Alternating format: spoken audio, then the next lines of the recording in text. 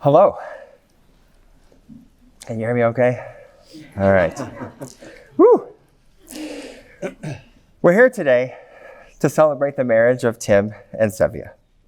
Family, longtime friends, newer friends, local and international. And I have the incredible honor of performing the ceremony. And some of you may know that just over a year ago, Tim married Philip and I. Well, we're obviously not married. He's still able to marry Sevia. You're good, right? Okay. But who am I to speak to marriage after just a year? Yes, Philip and I have been together for 22 years, which is actually not quite as long as I've known Sevia. So I do think I know her pretty well, and I've really gotten to know Tim over the past 5, 6+ years as well, and watching their relationship grow. However, there are folks in this room that can speak to marriage based on significant experience. Tim's parents, Keith and Joyce, have been married for over 61 years. Let's hear it for Keith and Joyce.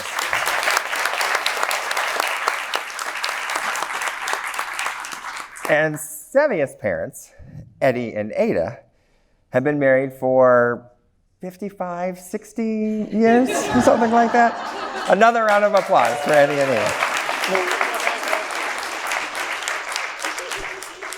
So I've been fortunate enough to have spent some time with these two amazing couples over the years as I've gotten to know Sevia and Tim.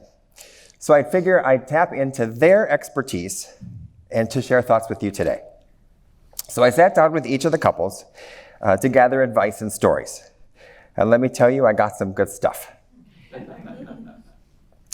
While what they shared with me, and I'm going to share with you, is new to all of us guests, I'm guessing some of these stories may be new to you as well, at least in some way.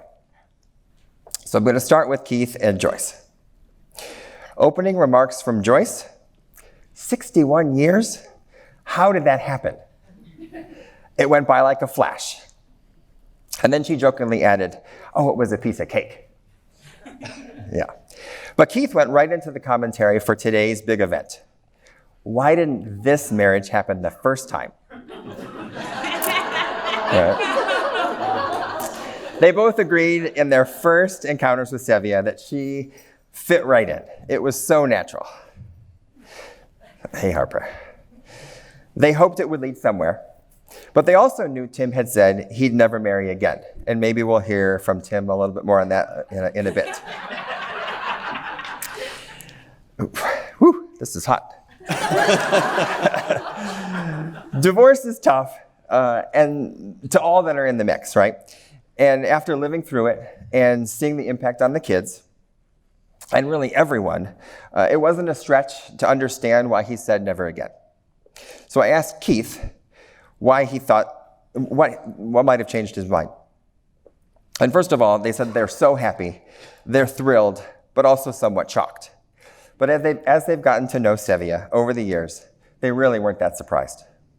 Tim needs to be challenged, and Sevia does that.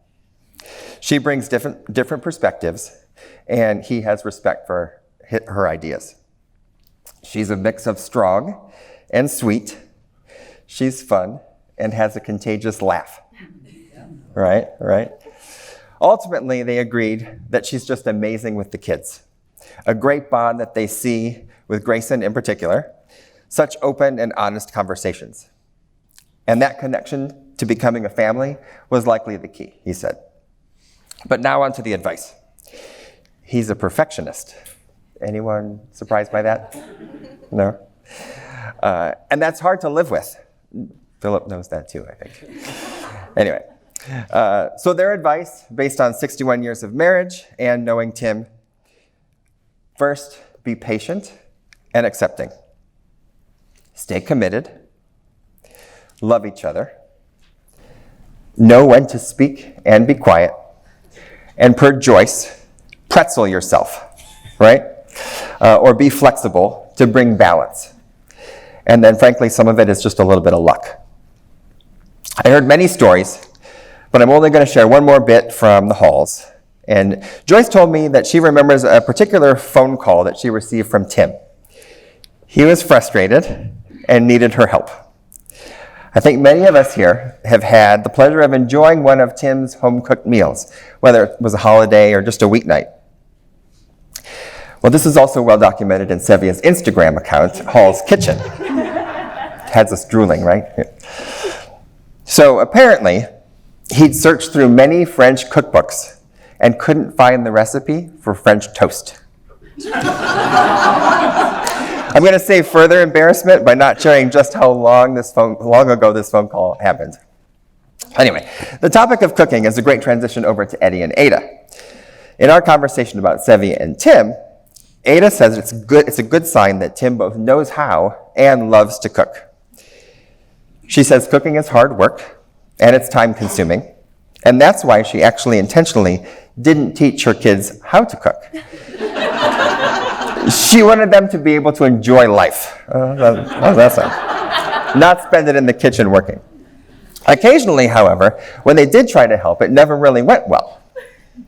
Apparently, sweaty little palms aren't the greatest for making pot stickers. All right? And she remembers one time in particular when they wanted to help. It took them so long to change into the outfit that they wanted to wear. She was complete in the kitchen before they came down. We all know that Sevia knows a thing or two about fashion, and that takes time, right? Both Eddie and Ada like Tim so much, are so happy they found each other. They're perfect together. They love Courtney and Grayson for both of them, and that they are an instant family. Eddie and Ada were just coming back from a cruise. Anyone surprised by that? Eddie and Ada on the cruise. When they first met Courtney and Grayson, the kids rushed up to help them with their luggage, and Courtney called Ada Waipo? Yeah, like Is that right, Waipo? Which means grandma in Mandarin, which Courtney is learning, and Tim is now too, actually. And that was basically love at first sight for them. But they absolutely knew it was right when Tim agreed to go down to LA to bring Jack home so that the whole family could be together. And of course, we can't forget about balloon volleying, ball chasing, baby fetch obsessed Harper too. She brings a slight amount of activity to the family. And now the family is complete. So Eddie and Ada's advice, based on 55 or 60 plus years of marriage and knowing Sevia so well.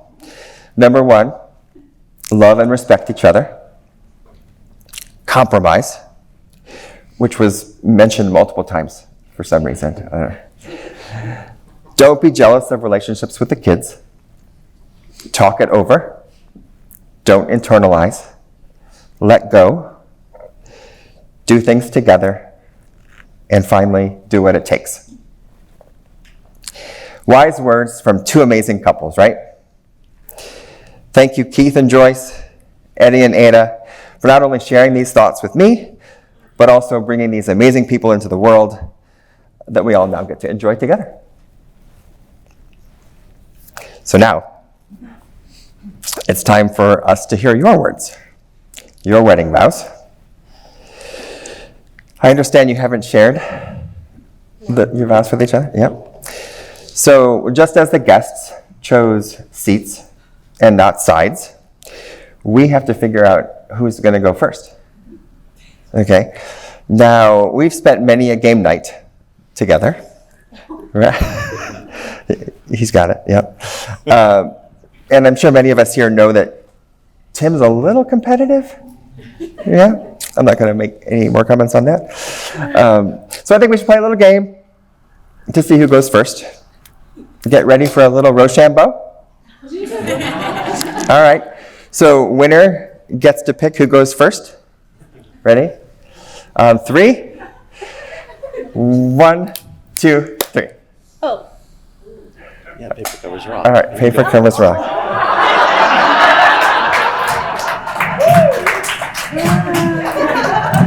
Oh, shoot. I can't get it. There we go. All right, there you go.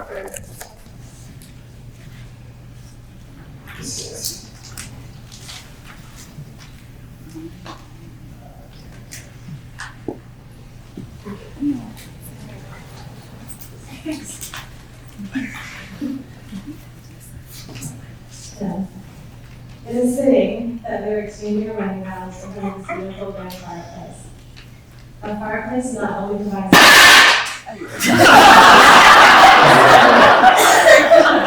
symbolizes the essence of love and togetherness, and is the heart of every home. And for the past 5.5 years, you have been that home for me. Before I met you, the concept of home was somewhat mythical.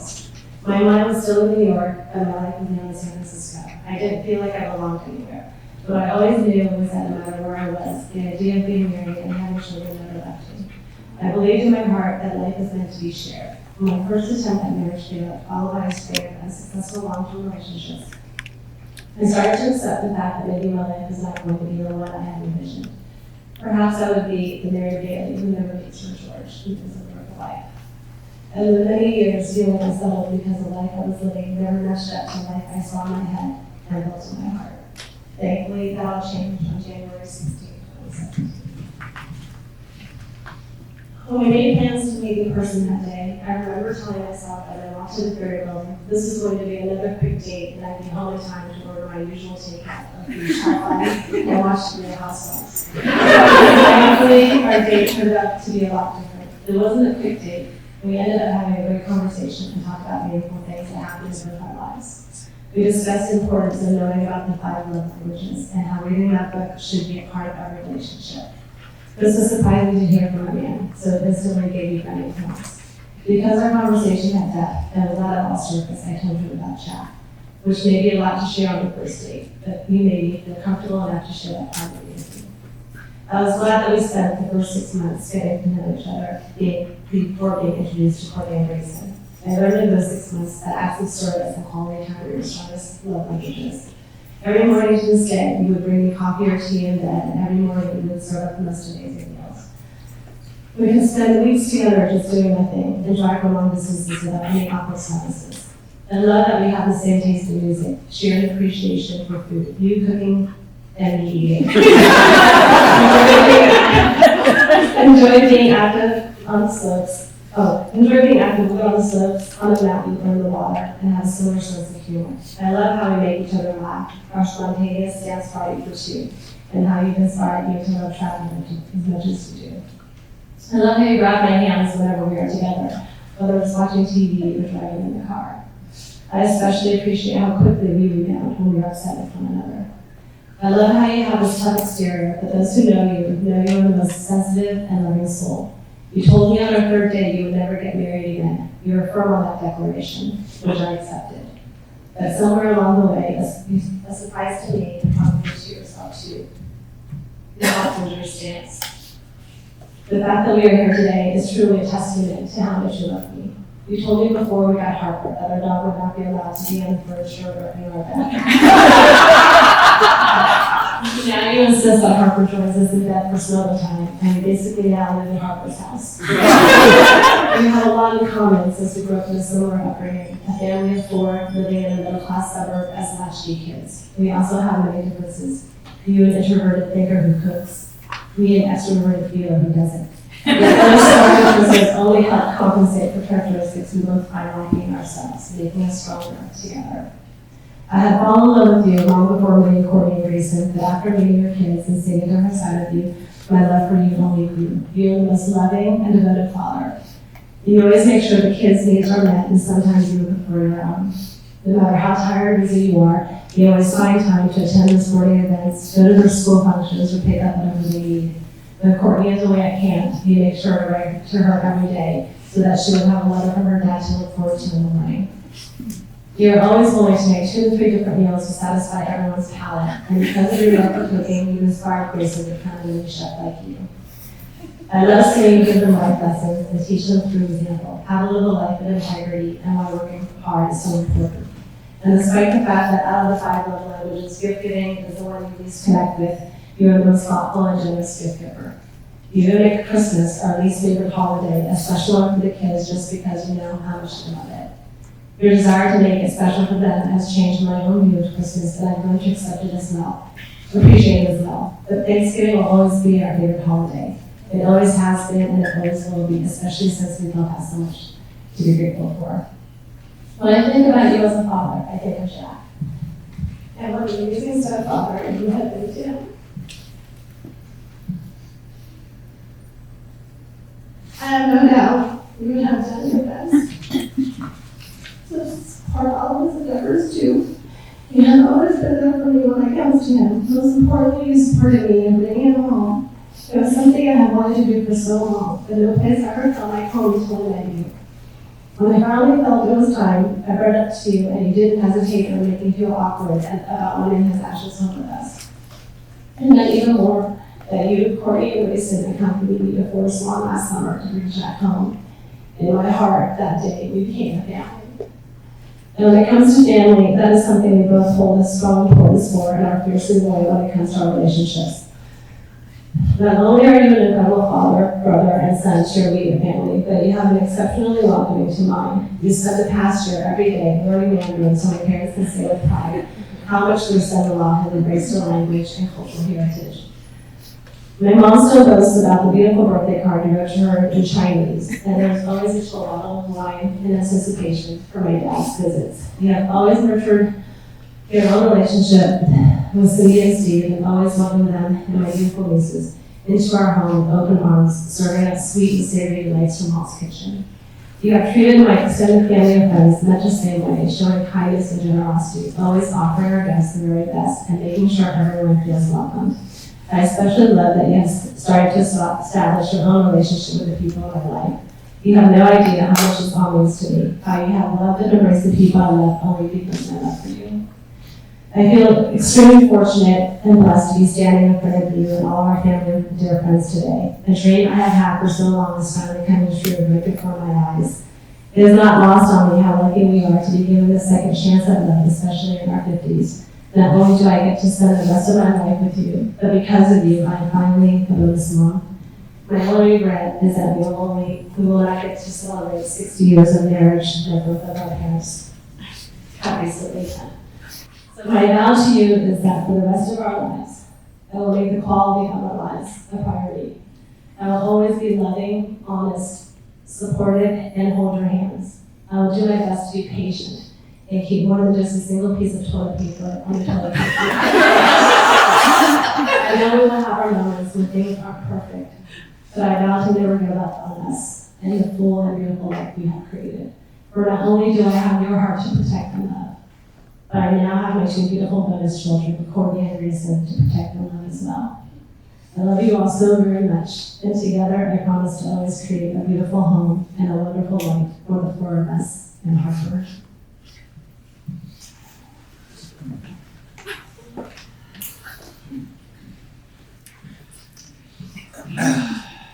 She had me, it's a wonderful life.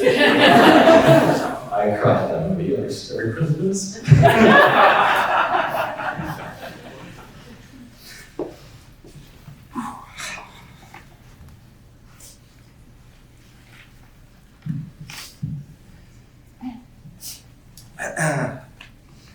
The hallmark of a good relationship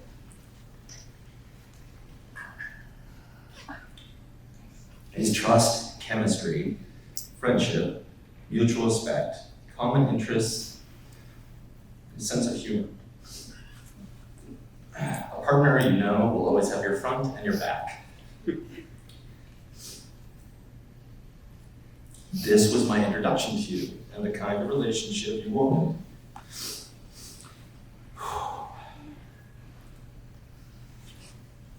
On that unforgettable first date at the ferry building, we shared more than we should have. But it was crystal clear that we're both ready to meet someone special, the missing piece of our lives.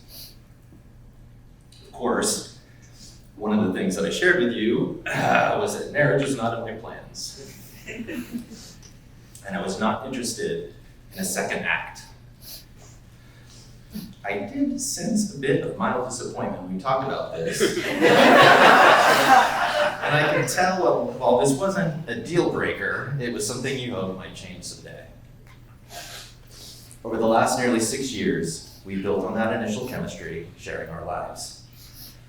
I've come to adore a wonderful family.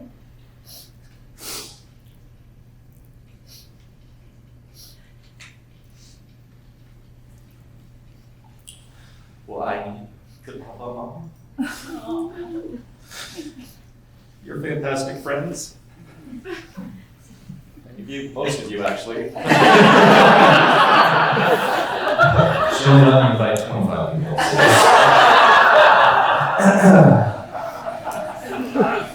And the endless stream of laughter that fills our days.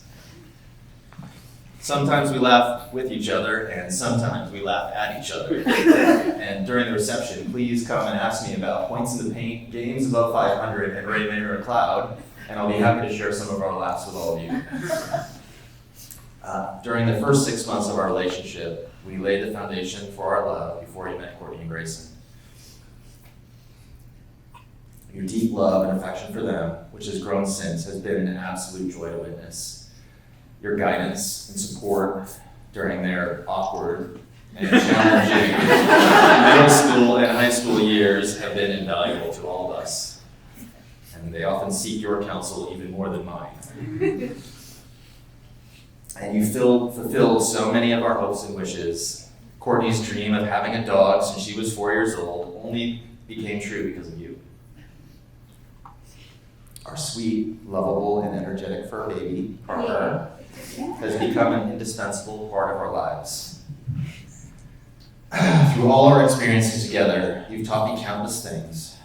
You've shown me what I need in a partner, how two people can grow and change together, and never to mistake your kindness for weakness.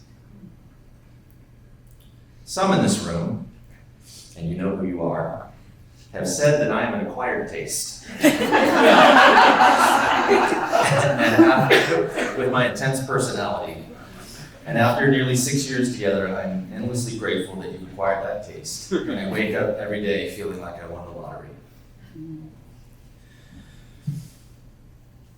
Considering all we've experienced together, all you've shared and taught me, your love for Courtney and Grayson, and reflecting on the life we built together, I couldn't imagine my life without you.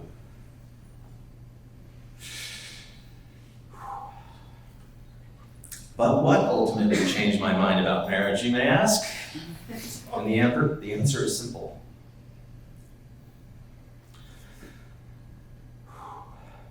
But hard to get out. You are no one's second act.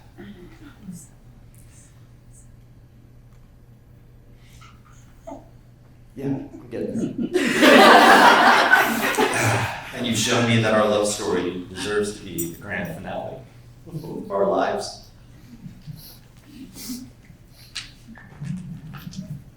That was the hard part. And so, I promise, Sevia, to dedicate every day of my life to fulfilling our days with love and laughter. I will celebrate your spirit and your accomplishments, inspire you and remind you of your strength, especially when the days you feel like you have none. I vow to have the patience that love demands, to speak when the words are needed, and to share in the silence when they are not. I will be yours in plenty and in want, in sickness and in health, in failure and in triumph.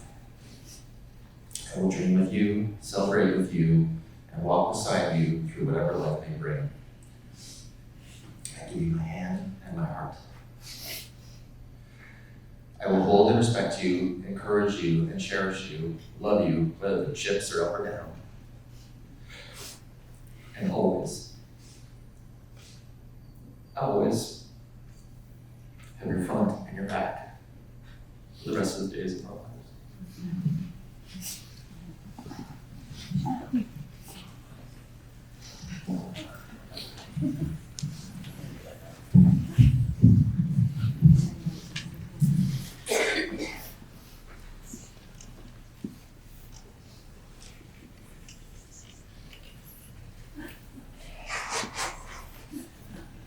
And now, to make it official.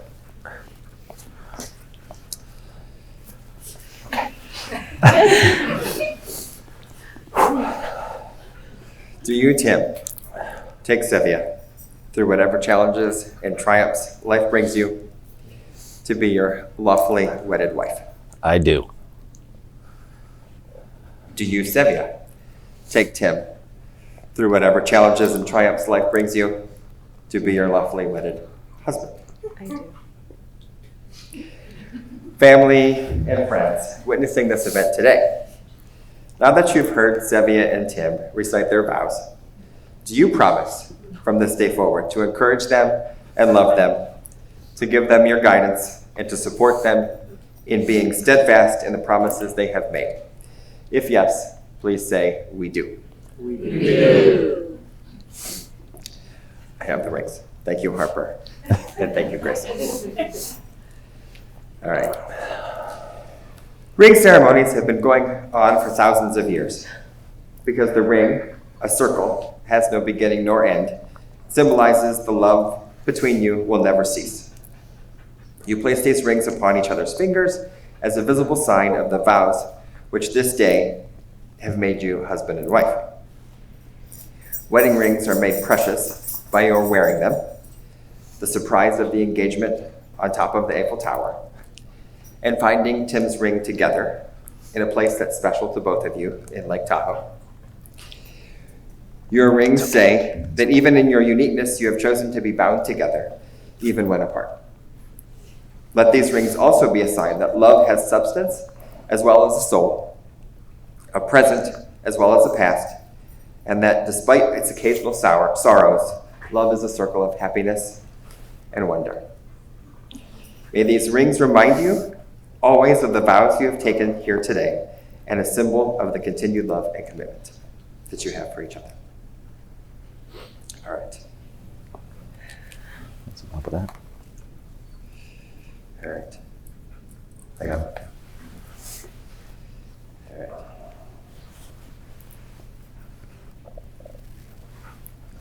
Just having to place the ring on Tim's finger. Is that the right hand?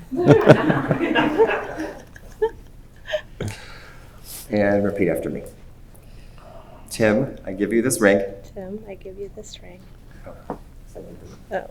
Oh. Here, I'll hold it.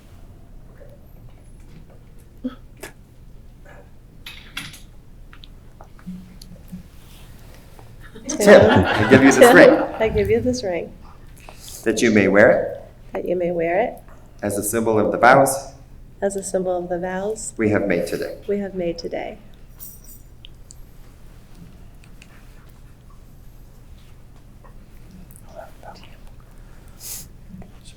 It's me this time. Yeah. Yeah. Tim, place the ring on Sevia's finger. Oh. Sevia, I give you this ring. Sevia, I give you this ring. Oh, that's what you meant. Sorry. Yeah. Sevia, I give you this ring. That you may wear it That you may wear it as a symbol of the vows as a symbol of the vows we have made today. we have made today.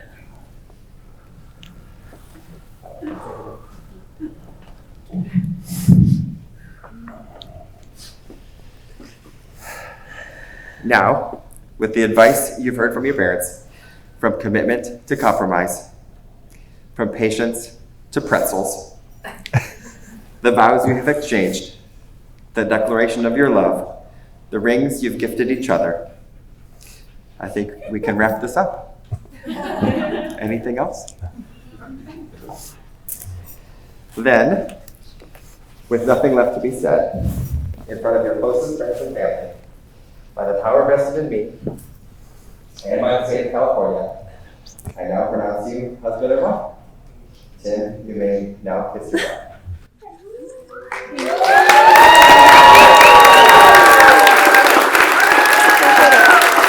That's trick or treater. Good job, didn't it?